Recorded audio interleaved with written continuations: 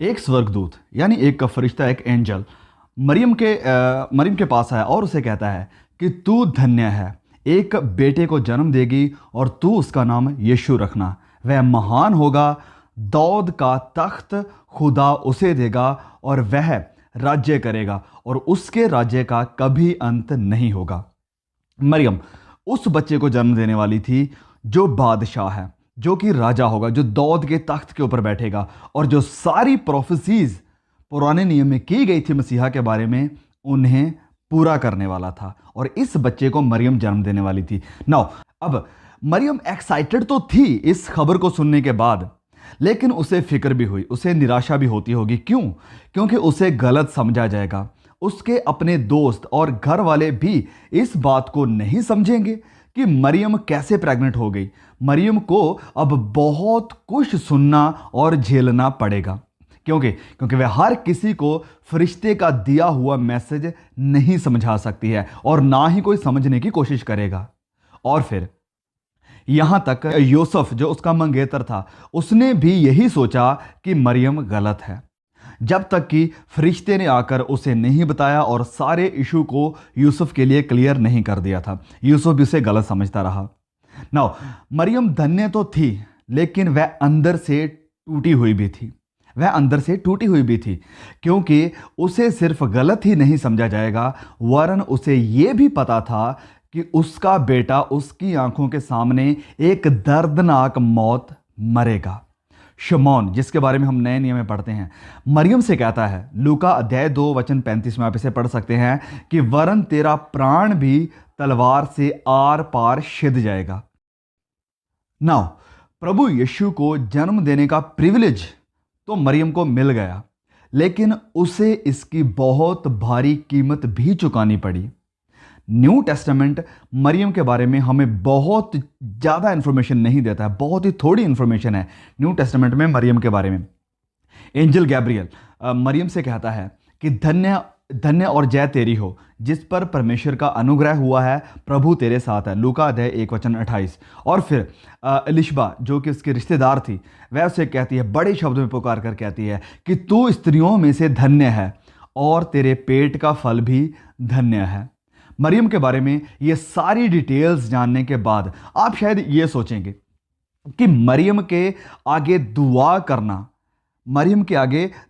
करने के बारे में कहाँ लिखा है न्यू टेस्टामेंट में, कहाँ बाइबल बताती है। तो चलिए इसे जानते हैं आज इस वीडियो में।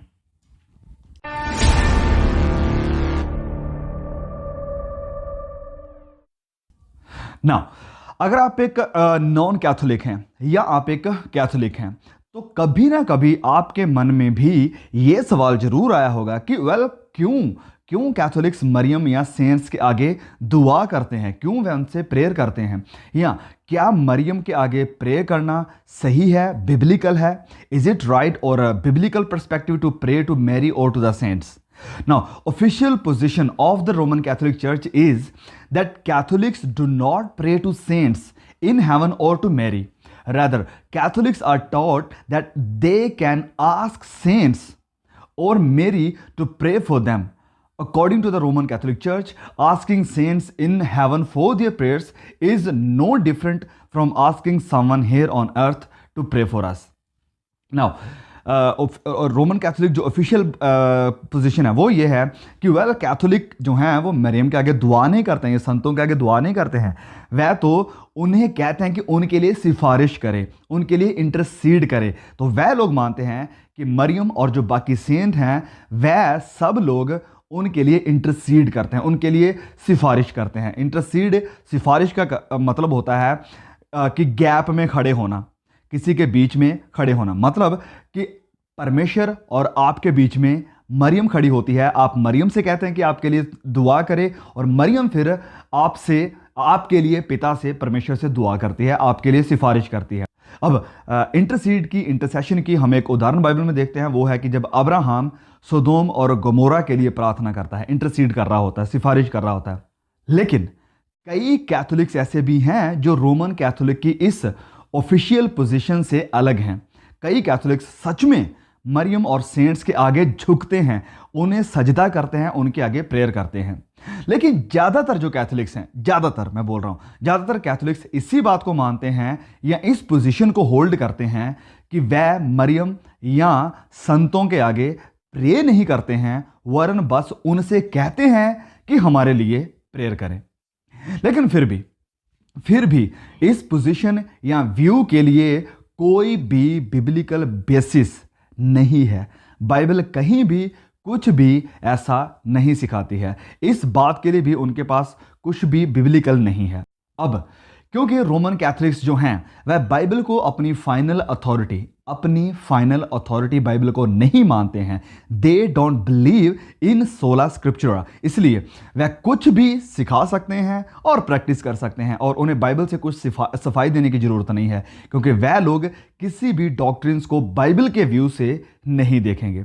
लेकिन यह बात तो सच है कि बाइबल और न्यू टेस्टामेंट कभी भी ऐसी प्रैक्टिस को ना मेंशन करता है और ना ही कहीं इसकी प्रैक्टिस की गई है पवित्र बाइबल में, न्यू टेस्टामेंट में। बाइबल कहीं भी ये हमें नहीं बताती है कि खुदा को छोड़ किसी और के आगे दुआ या फरियाद करो, और ना ही ये जिक्र हमें देखने को मिलता है कि विश्वासी स्वर्ग में किसी इंसान से कहे कि वह हमारे लिए प्रेयर्स करें। बाइबल में ऐसा कुछ भी नहीं है। लेकिन अगर इस सब का बाइबल में जिक्र नहीं है, अगर बाइबल के बारे में कुछ भी नहीं बताती है, तो क्यों कैथोलिक्स मरियम या संतों के आगे दुआएं करते हैं या उन्हें कहते हैं कि उनकी सिफारिश करे? वह क्यों मरे हुए इंसानों से खुदा के सामने सिफारिश की बात करते हैं? तो चलिए मैं बताता हूं। इसका सबसे बड़ा कारण यह है कि पहली बात तो कैथोलिक्स ये मानते हैं कि ये जो संत लोग हैं या मरियम, ये मरे हुए नहीं है, वह जिंदा हैं, क्योंकि वह कहते हैं कि खुदा जिंदों का खुदा है। जैसे कि अब्राहम, इसहाक और याकूब का खुदा वह जिंदों का खुदा है, मुर्दों का नहीं है। दूसरी वजह जो वह बताते हैं वो ये है कि ये जो ग्लोरीफाइड संत हैं, जो अभी मर के खुदा के पास बैठे हुए हैं, जा चुके हैं, ये लोग जो अब खुदा की हजूरी में है, उसकी प्रेजेंस में हैं, उनके पास पिता से बात करने की डायरेक्ट अप्रोच है। मतलब कि वह आसानी से खुदा से बात कर सकते हैं और पहुंच सकते हैं। और कैथोलिक्स मानते हैं कि हम इस पृथ्वी पर जो गुनहगार लोग हैं, हमारी एक्सेस या हमारी पहुंच इतनी नहीं है, और अगर कोई महिमा पाए हुए संत या माता मरियम हमारे लिए सिफारिश करे तो ये हम लोगों से ज़्यादा इफेक्टिव, ज़्यादा प्रभावशाली होगा।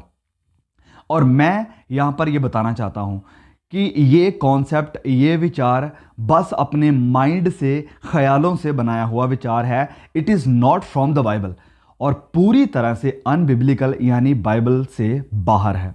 आइए बाइबल के आधार पर इस बात को देखते हैं, परखते हैं, जैसे कि बेरिया के लोगों ने पौलुस की शिक्षा को परखा था, उसे जांचा था वचनों के आधार पर। जब हम इब्रानियों अध्याय 4 वचन 16, हिब्रूज चैप्टर 4 वर्स 16, यहाँ पर हम पढ़ते हैं तो लिखा है कि इसलिए आओ, सुनिए इस बात को, आओ हम अनुग्रह के सिंहासन के निकट साहस बांध कर चलें।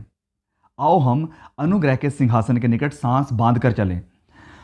कोई भी संत या मरियम प्रभु यीशु की जगह नहीं ले सकते हैं। हमारा एक ही मीडिएटर है, एक ही बिचवई है, और वो कोई और नहीं है, वो प्रभु यीशु है। जैसे हम पढ़ सकते हैं 1 तीमुथियुस अध्याय 2 वचन 5 में, कोई भी और इंसान पिता और हमारे बीच में खड़ा नहीं हो सकता है स्वर्ग में सिवाय प्रभु यीशु के। और फिर वचन आगे हमें बताता है कि प्रभु यीशु खुद हमारे लिए इंटरसीड करते हैं। वचन हमें बता रहा है कि प्रभु यीशु खुद हमारे लिए सिफारिश करते हैं। इसलिए जो उसके द्वारा परमेश्वर के पास आते हैं, जो उसके द्वारा परमेश्वर के पास, यानी यीशु के द्वारा परमेश्वर के पास आते हैं, वह उनका पूरा पूरा उद्धार कर सकता है, यानी प्रभु यीशु। क्योंकि प्रभु यीशु उनके लिए विनती करने को सर्वदा जीवित है। लिखा है क्योंकि यीशु उनके लिए विनती यानी सिफारिश यानी दुआ करने को सर्वदा जीवित है। प्रभु यीशु खुद हमारे लिए सिफारिश कर रहे हैं, दुआ कर रहे हैं। अब अगर हमारे सेवियर संतों और मरियम के भी सेवियर खुद हमारे लिए इंटरसीड कर रहे हैं, खुद हमारे लिए विनती कर रहे हैं, तो हमें क्यों कोई और या कोई दूसरा इंसान चाहिए? Whom would God listen to more readily than his only begotten son? और फिर ये सुनिए, रोमियो अध्याय 8 वचन 26 से लेकर 27 तक में लिखा है कि पवित्र आत्मा, द होली स्पिरिट भी हमारे लिए इंटरसीड करता है, हमारे लिए सिफारिश करता है। अब जब प्रभु यीशु हमारे सेवियर हमारे लिए इंटरसीड कर रहे हैं, सिफारिश कर रहे हैं, विनती कर रहे हैं, पवित्र आत्मा जब हमारे लिए सिफारिश कर रहा है, हमारे लिए विनती कर रहा है, तो हमें क्यों कोई संत या मरियम की हमें सिफारिश की ज़रूरत है? हमें क्यों कोई और चाहिए? अब हमारे कैथोलिक्स जो भाई बहन हैं वह कहेंगे कि वेल, संतों या मरियम को दुआ के लिए कहना इस धरती के ऊपर किसी इंसान को दुआ के लिए कहने के जैसा ही है। मतलब कि जैसे हम पास्टर्स को या अपने विश्वासी भाई बहनों को कहते हैं कि हमारे लिए दुआ करना, वैसे ही मरियम और संतों को भी हम यही कहते हैं कि हमारे लिए दुआ करना। So what is the problem here? इसमें गलत क्या है? तो चलिए इस दावे को, इस क्लेम को या इस बयान को भी हम वचनों के आधार पर परखते हैं। प्लीज़ मैसेज को बड़े ध्यान से सुनिए, एंड तक सुनिए, क्योंकि मैं नहीं चाहता हूं कि आप किसी भी तरह से इस मैसेज को गलत समझें या इससे मिसअंडरस्टैंड करें। तो सबसे पहली बात कि दूसरे विश्वासी लोगों को दुआ के लिए कहना बाइबल पर आधारित है। It is certainly is biblical. आइए कुछ बाइबल के आयतों को हम पढ़ते हैं, जैसे कि लिखा है दूसरा कुरिन्थियों अध्याय 1 वचन 11 में कि और तुम भी मिलकर प्रार्थना के द्वारा हमारी सहायता करोगे। फिर दूसरा तिमोथियस अध्याय 1 वचन 3 में लिखा है कि जिस परमेश्वर की सेवा मैं अपने पूर्वजों की रीति पर शुद्ध विवेक से करता हूं, उसका धन्यवाद हो कि अपनी प्रार्थनाओं में रात दिन तुझे लगातार स्मरण करता हूं। तो यहां पर हम देख सकते हैं कि संत पौलुस तिमोथियस के लिए प्रार्थना कर रहे हैं। फिर इफिसियों अध्याय 1 वचन 16 में पौलुस फिर लिखते हैं कि तुम्हारे लिए परमेश्वर का धन्यवाद करना नहीं छोड़ता और अपनी प्रार्थनाओं में तुम्हें स्मरण यानी याद किए करता हूं। पौलुस इफिसियों की कलीसिया के लिए भी प्रार्थना कर रहे हैं। It is biblical. पौल इफिसियों की कलीसिया से कहते हैं कि मेरे लिए भी तुम दुआ करना। पौलुस इफिसियों के लिए तो दुआ कर ही रहा था, लेकिन पौलुस कहता है कि मेरे लिए भी तुम दुआ करना। हम पढ़ते हैं इफिसियों अध्याय 6 वचन 18 से लेकर 19 तक। यहां पर लिखा है और हर समय और हर प्रकार से आत्मा में प्रार्थना और विनती करते रहो और जागते रहो कि सब पवित्र लोगों के लिए लगातार विनती किया करो। सबसे पहले वो कह रहा है कि सब लोगों के लिए, परमेश्वर के लोगों के लिए विनती किया करो, उनके लिए दुआएं किया करो। फिर आगे वह लिखता है और मेरे लिए भी कि मुझे बोलने के समय ऐसा प्रबल वचन दिया जाए कि मैं साहस से सुसमाचार का भेद बता सकूं। तो पौलुस पहले कह रहा है कि तुम्हें सारे परमेश्वर के लोगों के लिए दुआ करनी चाहिए। फिर पौलुस इस कलीसिया को कहता है कि तुम मेरे लिए भी दुआ करो। तो अपने विश्वासी भाई बहनों को कहना, अपने पास्टर्स को प्रार्थना के लिए कहना, यह सर्टनली बिब्लिकल है, हम इसका इनकार नहीं कर सकते हैं। अब दूसरी बात, पवित्र बाइबल में हमें एक भी ऐसा जिक्र नहीं मिलता है, कहीं भी हमें यह देखने को नहीं मिलता है जहां कोई इंसान धरती के ऊपर है और वह किसी को जो स्वर्ग में है उसे कह रहा हो कि हमारे लिए दुआ करना। और ना ही ये जिक्र है कि कोई इंसान जो कि मर के स्वर्ग में चला गया है वह किसी पृथ्वी के ऊपर इंसान के लिए दुआ कर रहा है। There is not a single example of this in the Bible. Bible में इसकी एक भी उदाहरण नहीं है। तीसरी बात, बाइबल हमें ऐसा कोई भी संकेत या इंडिकेशन नहीं देती है कि जहां स्वर्ग में मरियम या कोई और संत किसी की दुआ को सुन रहे हैं। बाइबल में यह भी हमें बिल्कुल भी देखने को नहीं मिलता है। इस बात को ध्यान से सुनना। अब मरियम या संत लोग, मरियम या ये जो संत हैं ये ओमनीसेंट नहीं है। ओमनीसेंट मतलब कि वह सब कुछ जानने वाले नहीं है और ना ही वह ओमनी प्रेजेंट है। ओमनी प्रेजेंट मतलब कि ना ही वह हर जगह पर मौजूद हैं। ये दोनों क्वालिटीज, ओमनी प्रेजेंट और ओमनीसेंट, सिर्फ खुदा में ही है। Even the devil does not have this qualities. किसी एंजल के पास भी ये क्वालिटी नहीं है और ना ही शैतान के पास है। अगर मरियम और संत सब कुछ नहीं जानते और ना ही हर जगह पर मौजूद हैं, अगर उनके पास ये दोनों क्वालिटीज ओमनी प्रेजेंट और ओमनीसेंस नहीं है, तो फिर कैसे वह अलग अलग देशों में लाखों करोड़ों लोगों की दुआएं सुन सकते हैं एट द सेम टाइम।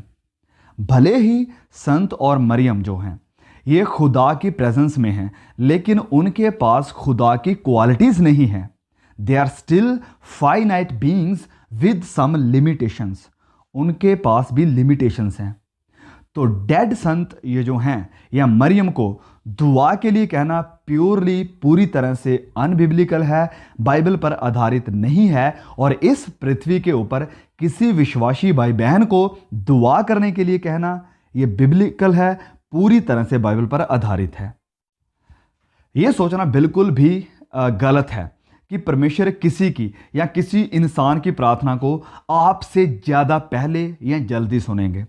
वचन तो हमें यह सिखाता है कि दुआ जो खुदा के ऊपर विश्वास के साथ की जाए, उसकी मर्जी को सामने रखकर की जाए, जरूर सुनी जाएगी।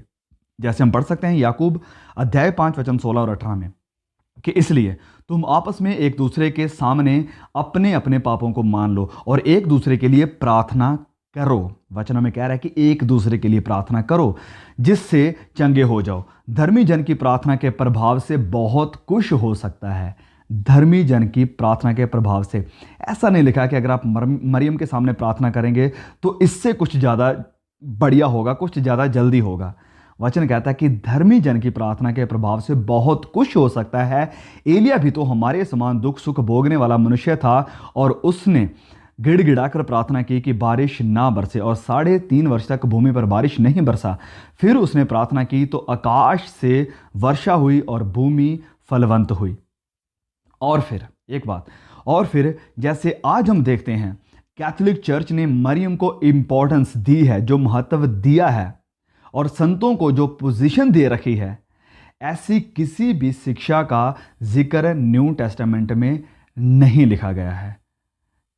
न्यू टेस्टामेंट में लिखे गए कलीसियाओं को जो लेटर्स थे, जो खत कलीसियाओं को लिखे गए, उनमें भी कहीं भी इस मरियम की इंपॉर्टेंस का, जैसे कि आज हम देखते हैं, ऐसा जिक्र देखने को नहीं मिलता है। ना तो पतरस ने, ना यूहन्ना ने, ना जेम्स ने, ना यहूदा ने, और ना फिर संत पौलुस ने अपने किसी खत में यह लिखा कि अगर आप मरियम के आगे या किसी एंजल के आगे दुआ करेंगे तो ये जल्दी सुनी जाएगी। कोई भी ऐसा जिक्र मैंने आज तक नहीं देखा है डिस्क्रिप्टिव लेटर्स में, जो कि खुदा के संतों के द्वारा कलीसियाओं को, उसके लोगों को लिखे गए थे। एक और बात, जब प्रभु यीशु के बादलों के ऊपर उठाए जाने के बाद, जब प्रभु यीशु के चेले शागिर्द 120 जन दुआ कर रहे थे, इकट्ठे हुए थे एक कमरे में और इंतज़ार कर रहे थे होली स्पिरिट का, तो वह लोग मरियम के पास नहीं गए कि आप तो खुदा की माँ हैं, आप हमारे लिए सिफारिश करें कि हमें पवित्र आत्मा मिल जाए। ऐसा नहीं हुआ। वरन हम क्या देखते हैं कि मरियम खुद वहां उन चेलों के साथ थी और पवित्र आत्मा पाने के लिए दुआ कर रही थी। मरियम खुद वहां पर उन सभी प्रेरितों के साथ है और प्रार्थना कर रही है। आप पढ़ना चाहते हैं, पढ़ सकते हैं प्रेरितों के काम, book of Acts chapter 1 verse 14, अध्याय 1 वचन 14 में लिखा है कि ये सब कई स्त्रियों और यीशु की माता मरियम और उसके भाइयों के साथ एक चित्त होकर प्रार्थना में लगे रहे। जब आप आगे पढ़ते जाएंगे आपको सारी कहानी समझ में आ जाएगी।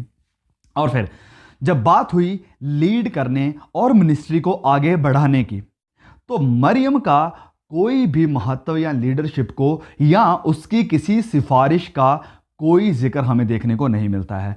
चर्च हिस्ट्री की किताब प्रेरितों के काम यानी बुक ऑफ एक्ट्स में कुछ भी मरियम का ऐसा महत्व, इंपॉर्टेंस नहीं देखने को मिलती है। तो अगर आप पूरी बाइबल की स्टडी करते हैं और इसे समझते हैं तो आप इसी तरह का एम्फेसिस और महत्व को नहीं देखेंगे कभी भी, जो कि आज हमें देखने को मिलता है रोमन कैथोलिक चर्च के अंदर। वरन इसकी बजाय आप क्या देखेंगे कि मरियम एक बहुत ही गॉडली, एक बहुत ही मुबारक, खुदा का भय मानने वाली एक धन्य औरत है, जिसे चुना गया कि मसीहा को अपनी कोख में ले। आप उस औरत को देखेंगे जिसके प्रभु यीशु के अलावा और भी कई बच्चे थे। फॉर एग्जाम्पल आप देख सकते हैं यूहन्ना अध्याय 7 वचन 3 और 9 में, फिर अब जब हम मत्ती में पढ़ते हैं तो वहाँ पर लिखा है मत्ती अध्याय 13 वचन 55 में कि क्या ये बढ़ई का बेटा नहीं है। कुछ लोग यहाँ पर बात कर रहे हैं यीशु के बारे में कि क्या ये बढ़ई का कारपेंटर का बेटा नहीं है, और क्या इसकी माता का नाम मरियम और इसके भाइयों के नाम याकूब, यूसुफ और शमौन और यहूदा नहीं है। आप जब नए नियम में पढ़ेंगे तो आप उस औरत को देखेंगे जिसे प्रभु यीशु खुद यूहन्ना की केयर में छोड़कर जाते हैं, क्योंकि प्रभु यीशु के अपने जो भाई थे उसके ऊपर इस वक्त तक विश्वास नहीं करते थे। यूहन्ना अध्याय 7 वचन 3 से लेकर 4 तक प्लीज आप जरूर पढ़िए। स्कॉलर्स बताते हैं कि रेजरेक्शन के बाद ही वो जो सब प्रभु यीशु के भाई बहन थे उन्होंने प्रभु यीशु के ऊपर विश्वास किया था। न्यू टेस्टामेंट में आप मरियम में उस औरत को देखेंगे जो लगातार प्रभु यीशु की मृत्यु और उसके रेजरेक्शन के बाद एक वफादार डिसाइपल बनी रही, प्रार्थना का एक हिस्सा बनी रही। कैथोलिक्स बहुत ही एम्फेसिस देते हैं कि मरियम एक ब्लेसड, एक आशीषित औरत थी। यस, हम भी इस बात को अच्छी तरह से मानते हैं क्योंकि ये बिब्लिकल है, ये वचनों की बात है, it's very clear in the scriptures.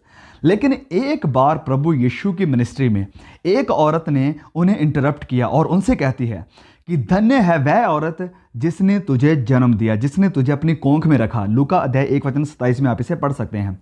और इस पर प्रभु यीशु का क्या रिस्पॉन्स था, चलिए देखते हैं। लूका 1 वचन 28 में पढ़ेंगे कि हाँ, मतलब कि प्रभु यीशु एग्री कर गए कि यस, वो औरत धन्य है जिसने मुझे जन्म दिया, जिसने मुझे अपनी कोंख में रखा। यस, हाँ। फिर वे कहते हैं परंतु, लेकिन, बट धन्य वह हैं जो परमेश्वर का वचन सुनते और मानते हैं। नाउ, अगर आप परमेश्वर के वचनों को सुनते हैं लगातार और उन वचनों को मानते भी हैं, उन वचनों के आधार पर अपने वचनों के अनुसार अपनी जिंदगी को गुजार रहे हैं, तो प्रभु यीशु कहते हैं कि यस, मरियम धन्य है, लेकिन धन्य वह हैं जो मेरी बातों को सुनते और इन्हें मानते हैं। तो finally there is no, absolutely no scriptural basis to pray to anyone other than God और जीसस अलोन। बाइबल बिल्कुल भी इस शिक्षा को सपोर्ट नहीं करती है और ना ही इसे इनकरेज करती है। हमें किसी और के आगे प्रेयर करने की जरूरत भी नहीं है। यीशु ही हमारे एकमात्र मीडिएटर यानी बिचवई हैं जो गैप में खड़े होते हैं हमारे और परमेश्वर के बीच में। हमें प्रभु यीशु में अब डायरेक्ट अप्रोच है कि हम खुद खुदा के सामने, उसके अनुग्रह के सिंहासन के सामने साहस बांध कर जाएं। जब वह मंदिर का पर्दा फटा तो ये आपके लिए, मेरे लिए, हर उस इंसान के लिए फटा जो भी प्रभु यीशु के ऊपर विश्वास करता है। यूहन्ना अध्याय 14 वचन 13 से लेकर 14 तक हम पढ़ेंगे। प्रभु यीशु यहाँ पर क्या कह रहे हैं? वह कहते हैं, और जो कुछ तुम मेरे नाम से मांगोगे, प्रभु यीशु कह रहे हैं कि जो कुछ तुम मेरे नाम से, किसी संत के नाम से नहीं, मरियम के नाम से नहीं, किसी फरिश्ते के नाम से नहीं, प्रभु यीशु कहते हैं जो कुछ तुम मेरे नाम से मांगोगे वही मैं करूंगा, कि पुत्र के द्वारा पिता की महिमा हो। ऐसा नहीं कहा कि मरियम के द्वारा बेटे और पिता की महिमा हो। It's very clear here. फिर आगे वचन 14 में वे कहते हैं, यदि तुम मुझसे मेरे नाम से कुछ मांगोगे, यदि तुम मुझसे मेरे नाम से कुछ मांगोगे तो मैं उसे करूंगा। प्रभु यीशु ने किसी और की सिफारिश की बात नहीं की यहां पर। फिर जब हम आगे इसका एक अध्याय छोड़कर वचन 16 में आते हैं तो यहां पर फिर प्रभु यीशु इसी बात के प्रेयर के बारे में बात करते हुए कहते हैं कि मैं तुमसे सच सच कहता हूं कि यदि पिता से कुछ मांगोगे, अगर तुम पिता से कुछ मांगोगे तो वह मेरे नाम से तुम्हें देगा। मेरे नाम से, किसके नाम से? प्रभु यीशु के नाम से। प्रभु यीशु ने पहले कहा कि अगर तुम मेरे नाम से कुछ मांगोगे तो मैं तुम्हें दूंगा कि पिता की महिमा हो। फिर वह यहाँ पर कह रहे हैं कि अगर तुम पिता से कुछ मांगोगे मेरे नाम से तो तुम्हारे लिए हो जाएगा। नाउ, उम्मीद है कि आप अब जरूर समझ गए होंगे इस सारे पर्सपेक्टिव को, इस सारी कन्फ्यूजन को, कि क्या हमें मरियम के आगे प्रार्थना करनी चाहिए या नहीं करनी चाहिए, संतों के आगे प्रार्थना करनी चाहिए, उन्हें कहना चाहिए सिफारिश के लिए कि नहीं कहना चाहिए। वेल, बाइबल बिल्कुल भी क्लियर है। बाइबल ने कोई भी ऐसा हमारे लिए डाउट नहीं छोड़ा है, ना ही ये कहा है कि आप मरियम के आगे दुआ कर सकते हैं, और ना ही प्रभु यीशु ने कभी जिक्र किया कि अगर आप मरियम के थ्रू आएंगे तो मैं आपकी जल्दी ही इस बात को सुन लूँगा। प्रभु यीशु ने खुद कहा कि अगर आप सच्चे दिल से मेरे पास आते हैं और पिता से कहते हैं तो मैं आपके लिए ज़रूर कर दूंगा। सो उम्मीद है कि ये वीडियो आपको बहुत ही इन्फॉर्मेटिव लगी है। अगर लगी है तो प्लीज़ इस वीडियो को शेयर जरूर कीजिए। May God bless you all. बहुत जल्द मिलते हैं एक और नए वीडियो के साथ। आमीन।